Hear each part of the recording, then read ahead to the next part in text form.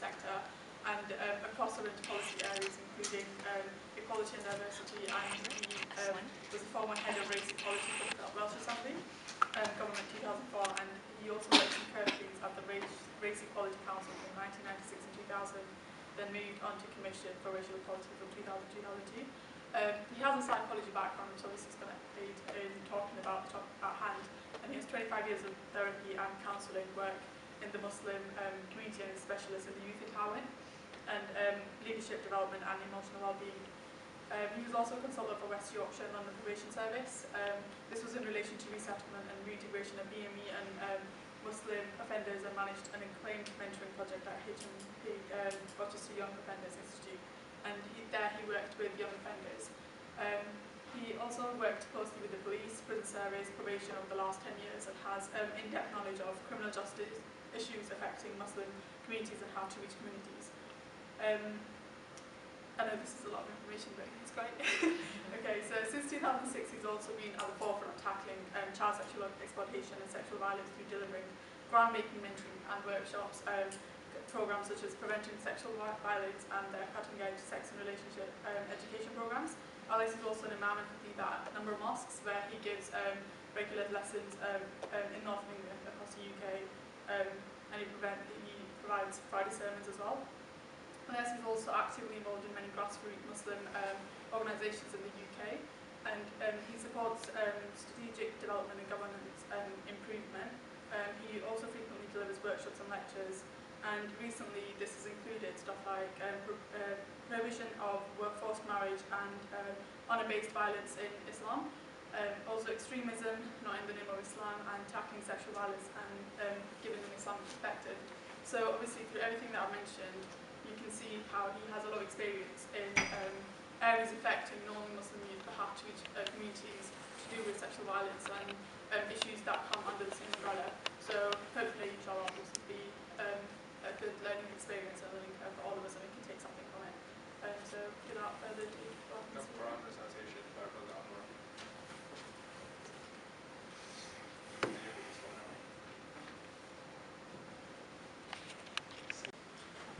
أعوذ بالله من الشيطان الرجيم.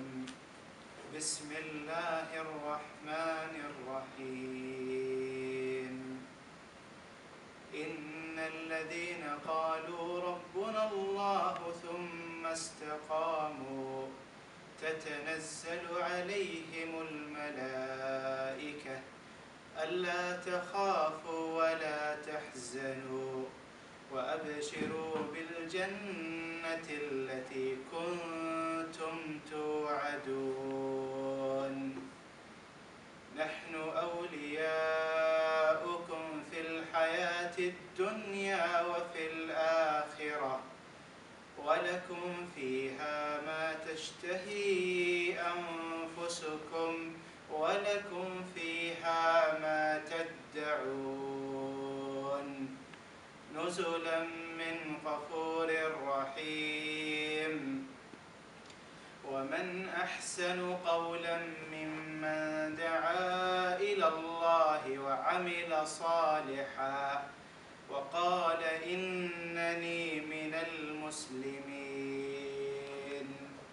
ولا تستوي الحسنة ولا السيئة ادفع بالتي هي أحسن فإذا الذي بينك وبينه عداوة كأنه ولي حميم. وما يلقاها إلا الذين صبروا وما يلقاها إلا ذو حظ عظيم. وإما ينزغنك من الشيطان نزغ فاستعذ بالله إنه هو السميع العليم.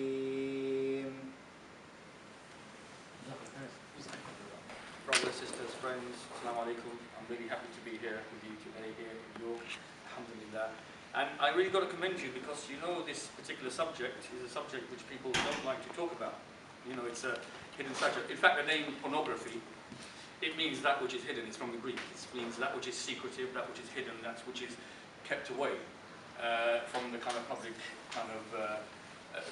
public knowledge, so that people are not aware of it. It's something which people generally are embarrassed about, ashamed about, something which is not considered fit for public consumption. That's the whole idea of what pornography is. If you look at it as a concept, porn, the word, it means that which is concealed and hidden.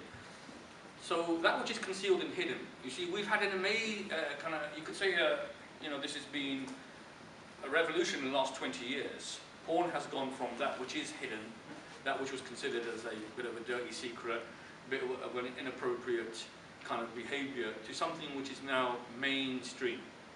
To the extent, and this is what we're seeing, some people might say things haven't really changed. I just picked up your student newspaper.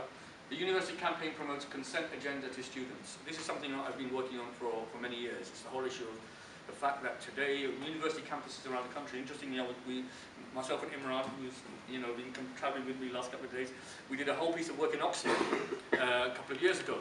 And what we found in Oxford, obviously there was a big child grooming ring there, but what we also identified there was that on the campuses there, in Oxford and university campuses, Oxford University and in Cambridge as well, what we found was that rape had been covered up on campus. And this is influential people, powerful people. One student this last year came out publicly. She had a complaint that she was raped by a student. She took it to the college covered it up. So this is something which is happening across campuses all around the country. Young people don't seem to understand that no means no. And in particular, one of the things that, Sister Jazakallah Khair for the intro, is an old one, that one. I should have sent you the more recent one.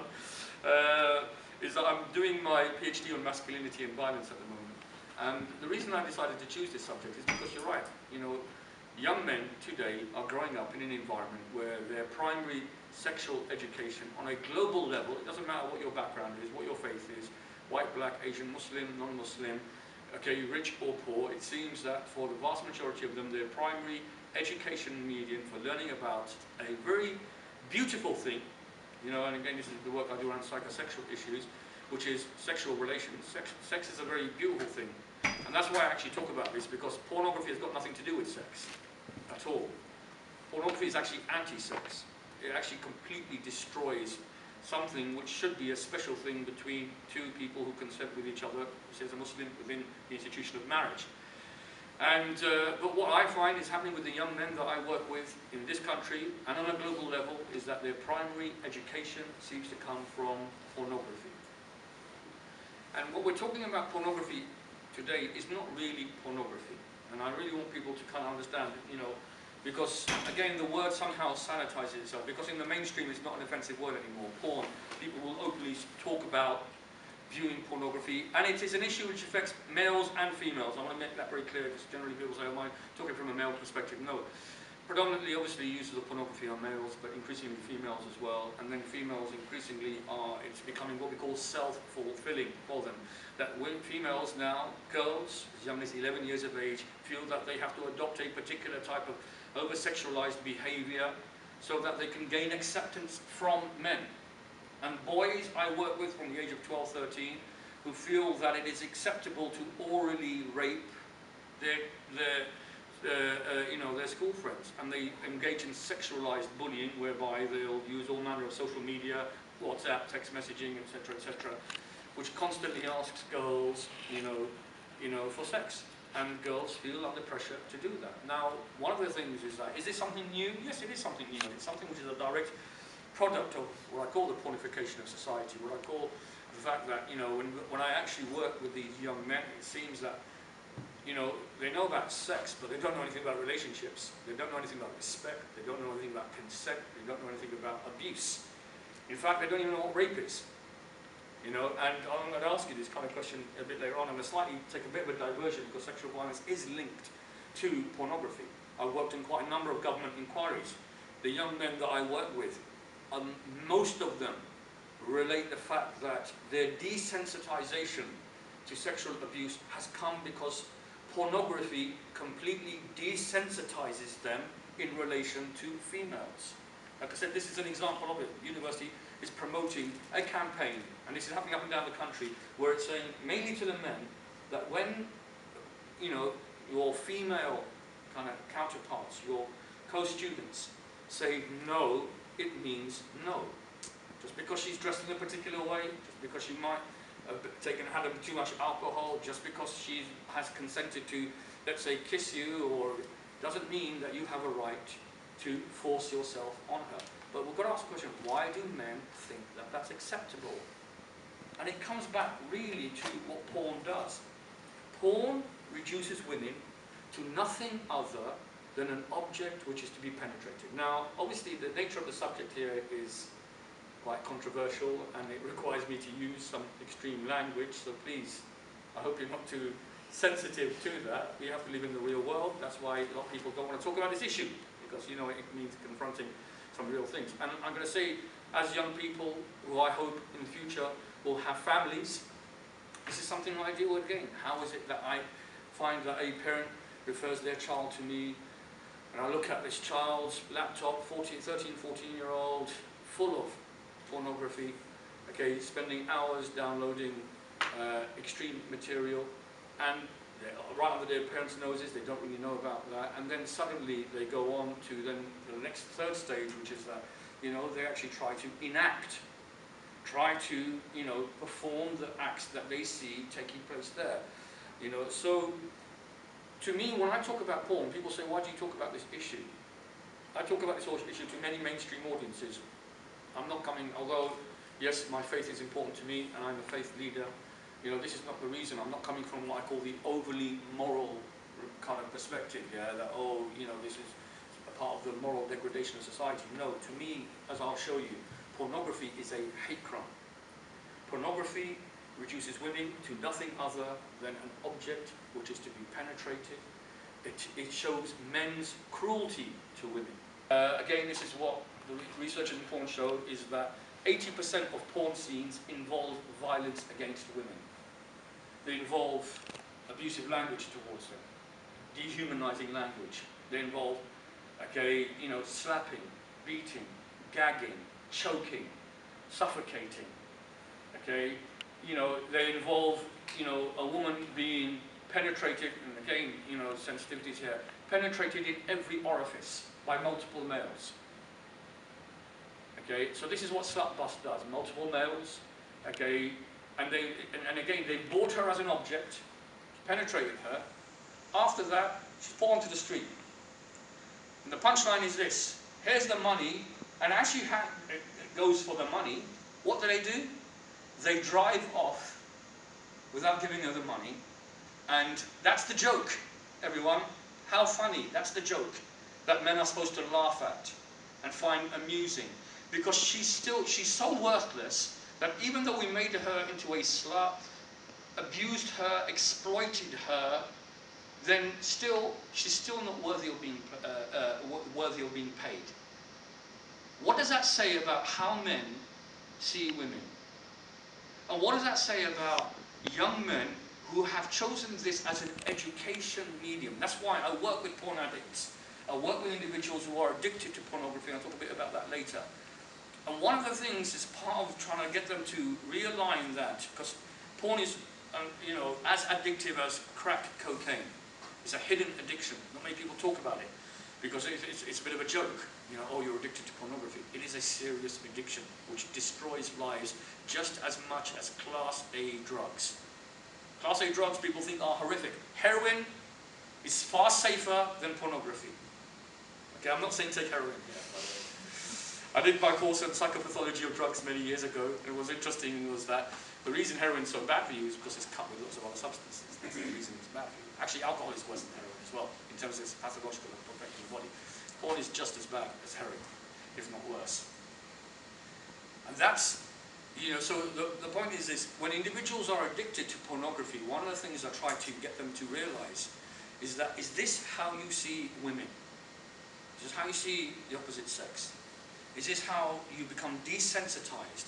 You're laughing at the fact that, and you find it so amusing, about how worthless women are. Okay, and then by the way, slut bus, the way I hope I've described it to you, should sound absolutely abhorrent.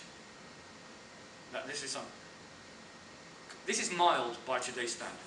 Slutbus was a, you could say, late 90s, early 2000s genre of porn. It was mild.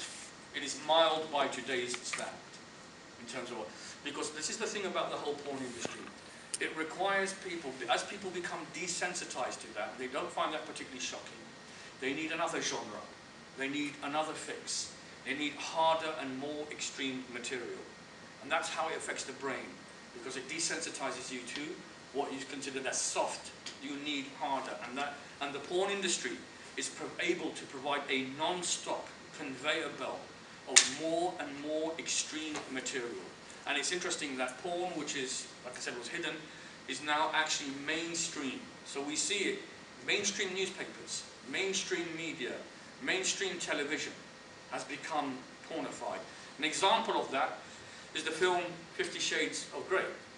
Okay, and you know, 50 Shades of Grey, there was a big campaign by anti-porn campaigners against it last year or whenever it came out. Why? Because basically this is making sadomasochism, the beating and the whipping and the torture of women, something which is mainstream and something that women are supposed to sit down and read about and think, oh, this is quite lovely. When what we're really talking about is exploitation, beating, and you know, the subjugation, subordination of women, and it has become a mainstream thing that we're not particularly shocked about it. And then those people who are outraged and shocked about it, I said, are labelled as people who have a problem with sex. I don't have a problem with sex. I said I run a course called the Joy of Sex, yeah, the Joy of Sex, Love and Intimacy, because I want people to enjoy something that is really special and beautiful. And this is no way to do it. Porn destroys relationships. The individuals who I work with who are addicted to pornography, you'll find that they are individuals who, you know, have become completely desensitized towards their partner. And that's why their partners become porn widows. You know, women who realize that their husbands have problems with porn, yet can't do anything about it. They lose, you know, not only is it a psychological effect, it has a physiological effect and a biological impact as well in terms of completely. And so individuals get turned on by artificial online stimulation and you know, arousal, and they become desensitized to real physical arousal. So this is kind of, again, part of the damage that it does. Or we go to the other extreme, and again, an individual I worked with who orally raped his wife. So he, you know, he forced himself orally on his wife. Of course, she's shocked by it. What does that say? And I worked with him on it. What does that say about the respect and the trust and the dignity with which you do her, that you felt that? Why? Because again, porn is about power. This is the whole thing. It's got nothing to do with sex. It's about power. And the power in the genre of slutbus, which is, this is the power. Men can do this to women. Women accept it, and they are shown as submissive to it. If not submissive to it, they actually enjoy it. And that's why when you see all the YouTube videos about women who have exited the porn industry, and they talk about the absolute humiliation, the violence, the intimidation, the threats that are used against them, you know, to stay in that particular industry. You know, they are not enjoying it. Again, this creates this kind of delusion in the masculine self that, oh, if I do this to a woman, she's enjoying it, and that she actually gets off on it, because again, it desensitizes you towards normality. It's about power. Men do this to women. Women accept this. It makes me powerful. That's what it's about. Same thing about that man who raped his wife. That is rape, as far as I'm concerned. And you know, I know there's a big debate about rape, and is there rape in marriage in the Islamic context? Yes, there is. In this sense, where an individual forces himself violently on his wife, and in this particular way, of course, this is something which is rape. Now, some people will say, obviously, the whole issue around freedom of expression is a particular debate. That, you know, people are allowed to express themselves in a way where adults consent to particular behaviour.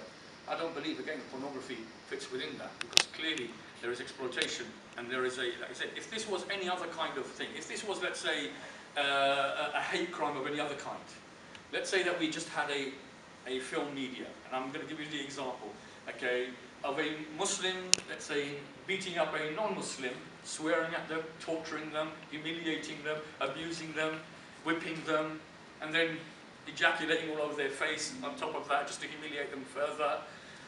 And they did it whilst using that hate language. You know, hate language.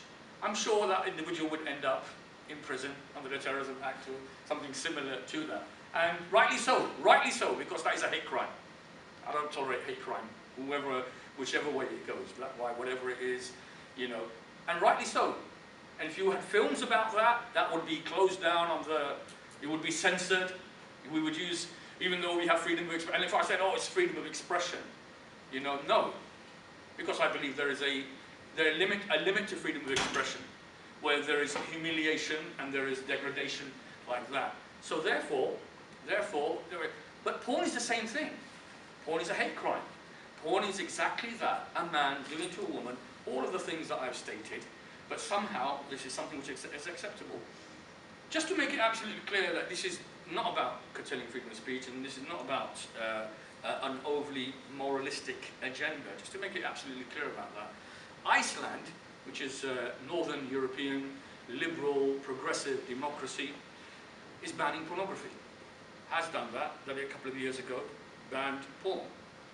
They've made sure that their internet service providers do in no way allow, obviously, pornographic materials to enter into their online space. Obviously, there's ways around it, no doubt. But they've taken that particular position. I think I commend them for that.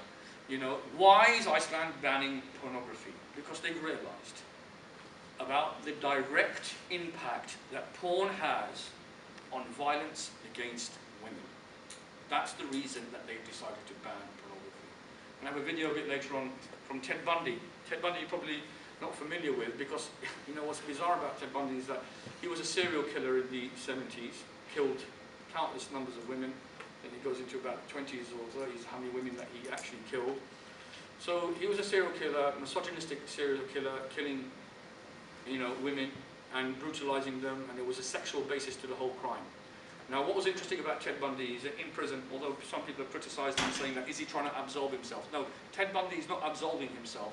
He's actually saying that I killed these women, I'm responsible for that, but what caused me to become someone who saw women as objects, and I was desensitized towards them, was pornography. He said, I started off on pornography, and then I saw more extreme pornography. I'm bringing some of the research in a bit moment to show you what happens in terms of sexual offending as a result of porn. Not every case, but in a significant number of the cases. So he himself says that, and then he says, then he makes a reference. He said, he's in serving life sentences, multiple life sentences in prison. He'll never leave prison. And then he talks about other men who have killed women and inflicted extreme levels of violence against women. And he says, and I found those same men also started off, or alongside their, you know, extreme behavior, were influenced by pornography. So Ted Bundy interestingly makes that connection, a connection that we don't want to make today. And there's a reason why we're not making the connection between pornography and violence against women, girls, and men. There's a reason we're not making that connection. Because this is the third biggest industry on the planet. So when money is concerned, and billions are concerned, and just to give you an idea, Wall Street talks about it as a growth industry, okay? You know, it's mainstream, $13.3 billion, that's the worth. Just smartphone pornography is worth $1 billion a year. We're talking about serious amounts of money that's being made. So therefore, on a governmental level, what that means is this, that nothing should get in the way of making money, because this is something which creates money for massive media corporations. And media corporations, mainstream media corporations that were not part of this, have decided to get in on the action, because they realize, you know, corporations like the Manwin Corporation, who have 60 million hits a day. The Manwin Corporation runs most of the free pornography websites which are out there, okay? Like I said, 60 million hits a day. That's equivalent to virtually the whole population of this country. You know, we're 68 million, I think it is. So, you know, that's a serious amount of influence you have on a global level related to big money. But it is something which is relative. Now, so this is just part of a general presentation that I do on sexual violence, but I want you to focus on this in particular. You know, this is what's happening on a global level when it comes to violence against women and girls. 1 in 3 women across the whole of the world. And this is why I get involved in this as well. Because this is about human rights. Anti-porn is about human rights and protecting the human rights of individuals. Okay? 1 in 3 women across the whole world is a victim of physical and sexual violence. When we're talking about sexual violence, we're talking about rape, sexual assault. Girls, as young as 9, 10, 11. Okay, in Europe it's 1 in 4, South Asia it's 1 in 3, North America 1 in 3. It's a global issue. No one can say, oh, it's them lot, not us. Every country in the world. Every country in the world. Every religion in the world. Every social background in the world. Rich or poor, doesn't really matter. This is something which has happened. 1 in 3 women. Can anyone give me an idea of how many women we're talking about on a global level when we're talking about 1 in 3 women is a victim of sexual violence? Anyone got an idea what the number is? How many women there are? 2 billion. Okay. 1 billion. 1 billion. The Economist says 1 billion. It's 1 billion. It's 1 billion. 1 billion women in the world. 1 billion women in the world are victims of sexual violence. This means in this room, on your campus, you know, 1 in 3 women, 1 in 4 women, females, you know, that you come. Obviously males as well are victims of sexual violence, but nowhere near at this level. Nowhere near. So male on male rape, child abuse of males by older males, yes, that of course it occurs. You know, it's something I work on. And so that's the global extent. And we have to ask ourselves, why are we living in a world where this is happening? Is this all about pornography?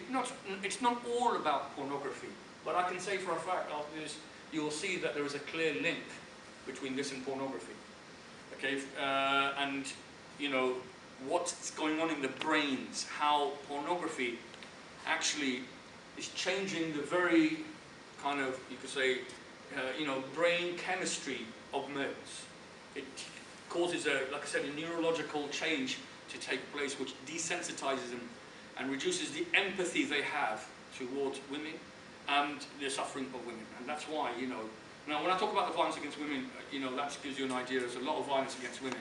You know, whether it's partner abuse, harassment, stalking, battery, forced marriage, pimping, pornography, trafficking. There's a lot of violence against women and girls. And, you know, what does it take for a normal boyfriend? And this is the thing about rape and about violence against women. You know, a guy seems quite normal. And mostly they are. Guys who beat up women and rape women and abuse children, they're not monsters. They're not monsters, they are normal guys. They are normal people. And I'll just give you an idea of this. Apologies for the extreme nature of the image, okay? But just you know, just kind of waking up to what we're talking about. Was this individual influenced by pornography? No, I think there are other factors, but certainly porn may well have been part of that influencing factors, yeah? 99% of rape is perpetrated by men. In Britain, on a global level, 99% of rape is perpetrated by men, and so it's a men's issue. It's an issue where men and the culture that surrounds men and the bravado, and you'll see it, and the men in this room will know, okay, that in a mainstream kind of socializing circle where men are out there socializing, partying, you hear the language that is used to describe women and girls. You hear it. Most men, when they hear this language, okay, what do they do about it? What do they do? How many men stand up and say, I think this is completely disrespectful, unacceptable, and I think you are objectifying and, you know, like I said, you know, talking about women in an extremely derogatory way. If a man stands up within that social circle and says that, what happens to that individual generally? What? Anyone? What's going to happen? Get told you're worse. Yeah, this is the interesting thing, your told thing, what kind of a man are you? You must be a woman, or you must be gay. 3 things that are used to basically diminish the masculinity. So what it means to be a man is that, no, I have to go along with it. I have to use that language. I have to use that form of expression. So men, and I've done this in workshops, where men will say that, I know it's wrong, but I can't challenge the group think.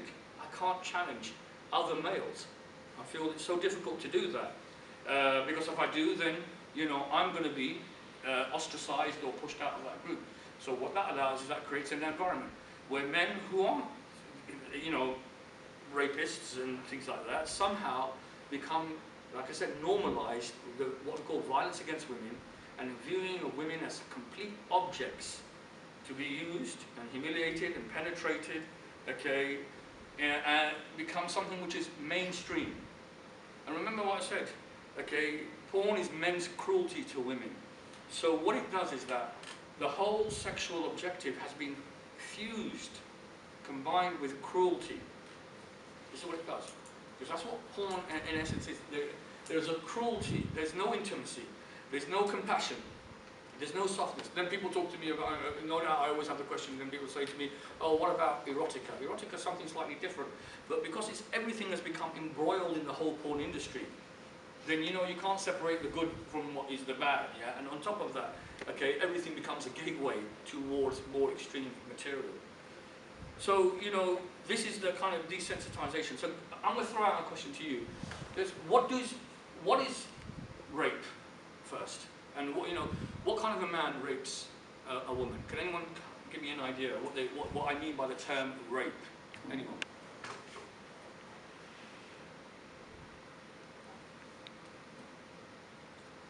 Anything done without the consent? Okay, anything done without consent. Okay. I studied law, so the legal definition Okay. is not the one that I agree with, but it's done only by men. Okay, yes, that's right, yes. And it's not everything, but it's the one particular thing in any orifice. Okay, yeah. Rape is actually, you're right, it's the penetration, the penetrative act. Yeah, this is the thing. Otherwise, you know, it's either sexual assault. You know, so yeah. Okay, so that's the legal definition. But I'm looking at it more in the mindset of the average person out there. Let's get out of the student kind of concept. Let's become real. Think about on the street. When I used to mention the term rape, what do people come to mind? Who is a rapist and what is rape? Because this is the interesting, shocking fact, actually, you'll find. What I think that what you're asking for is probably somewhere on the streets by a stranger that you don't know, teenage weak woman, strong male, possibly involved in that group that. Okay, yeah. So what's the mental state of that guy? People probably say, oh, he's wrongly deranged or he's Okay. called. Right, okay. And what's the woman's state? What's the, what, you know? Probably dressed provocatively or Okay. asking for it. Okay, asking for it. Yeah, brilliant, excellent. That's really, I couldn't have asked for a better answer than that. Thank you. You're absolutely right. That's what most people will say to me in the mainstream. In I ask that question. That rape is this. Rapists are these deranged, psychotic individuals that lurk around in dark spaces, pull women into bushes. Women who are, you know, who are sluts themselves, who deserve this. Yeah, they deserve it because they, you know, shouldn't be out at night and things like this. Yeah. Pull them into it and brutally rape them. And you're right, they're usually off their heads. They're usually completely deranged, psychotic individuals. That's the construction. That's become the... Do people understand that? Yeah? And can you see? That's the construction, unfortunately. And it's completely wrong. Most people who rape women are usually someone within the social circle, often sometimes a partner, someone known to the female. Okay? They're not psychotics, they're average guys. Like you and me. That's it, that's the shocking fact. They're average people who commit a terrible crime. And the women are not asking for it, because this is part of what we call rape myth. The rape myth is this, that somehow the woman's drunk, she's dressed in a particular way. No.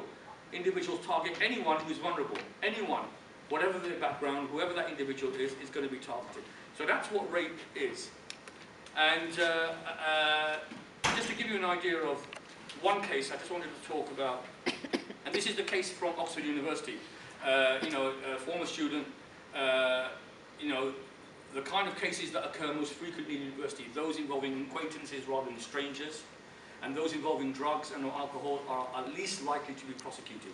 Discouraging women from reporting sexual assaults, knowing that their cases are unlikely to be investigated or lead to disciplinary proceedings.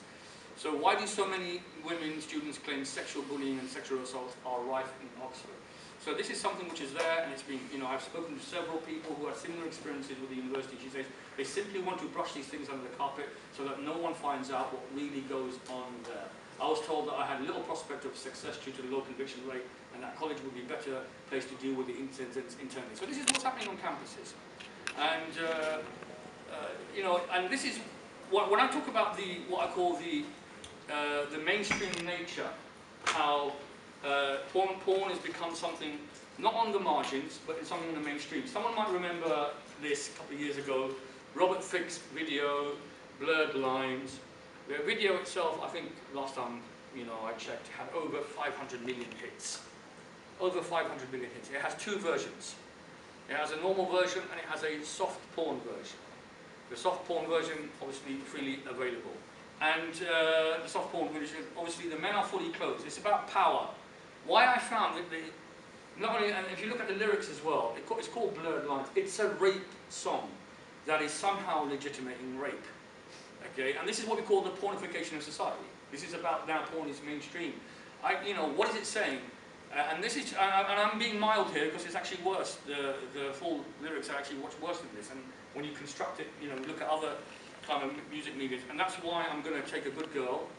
I know you want it, and it goes on. That's the line that goes through. Right? You're a good girl. Can't let it get past me. You're far from plastic. Talking about getting blasted. I hate those blurred lines. I know you want it, and it goes on.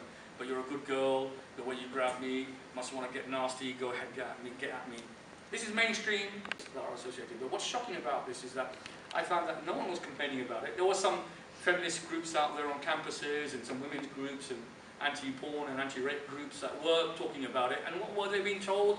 You guys are prudish. You guys are, wanting to close down. It's only a bit of fun. This is not a bit of fun. I want to make it absolutely clear. This is not fun. This leads to violence against women because it creates the overall cultural climate where, again, that's the whole idea that rape is something other people do, it's not done. And the fact that, on campus, we're now having to actively provoke something which is simple, that when someone says no, she means no. It's not that she's playing a game with you and that somehow she really does want it. I know you want it, I know you want it. No, it's the fact that, respect where she's at, give her dignity as a human being, rather than force it. And this is what we call the everyday sexism that we're talking about. Apologies, this is about the image, but this is part of, again, this is mild, but this is what I call the mainstream pornification. Obviously, I'm not going to show any pornographic images, so don't worry. We're going to put something up and say, oh, shocking, yeah, no. This is everyday sexism, everyday, and it's the most successful and one of the richest sports people in the world. Okay, what's unacceptable about it is that the women are just there to be window dressing. They're just there to be just part of the, making everything look good. What is the function of the women in that? The men are the ones who are in power. The women who are, again, considered as something which are just objects to dress it. But what's worse about this particular image, apologies again for bringing it up, okay, is this, and then this is the real shocking thing about that image. Floyd Mayweather Jr. is a convicted wife batterer. He served time in prison for beating up his partner. Yet, no one has any problems paying $50 for pay-per-view for his fights. And no one has any problem, oh, he's a great boxer. Not interested. The man's a convicted wife batterer who's never come out and said, what I did was wrong. So as far as I'm concerned, that reflects the kind of person he is. And he's like most men, because this is what they've become socialized into, like most men, it's not my fault, she made me do it, she's responsible for it. So that's the reality of most people's thinking.